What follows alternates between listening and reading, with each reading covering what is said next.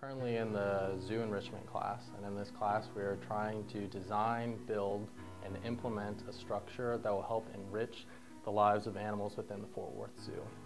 For this class we have 4 species that we are targeting. We have the giraffes, the gorillas, the ring-tailed lemurs, and the bonobos.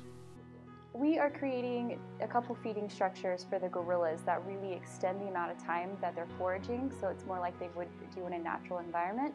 And then we also want to make sure that they are exhibiting actions and behaviors that they would do in the wild to gather food. So if it's a picking motion, then we're going to replicate a pulling motion in our structure. And if it's searching, we have a structure doing that. So if we just get any kind of reaction where the gorilla is interacting with our structures and they're finding enjoyment out of it, then all of this is worth it. Yeah, we're building a steel ball that's 3 feet in diameter, and it's going to be suspended from a 15-foot pole.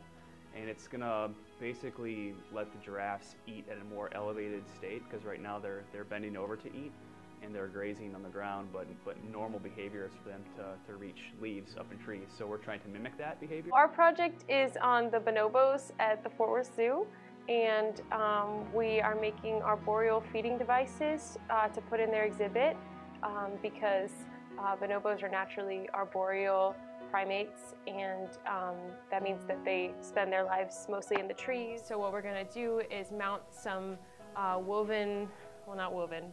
some welded baskets, basically from metal, in various places in the exhibit that will be high up, and then the zoo workers will have this device that we're making to put food up in the container. We're trying to capture, focus on their behaviors. And one behavior that we've noticed with them is that in captivity, they're eating their food too fast. So the apparatus that we're actually constructing and that we're building is to help them slowly eat their food. I like that we get to work with art students as well as ecology students, because we come from really different backgrounds and we get to learn from each other, which is really cool. It's gotten me a lot more excited about art.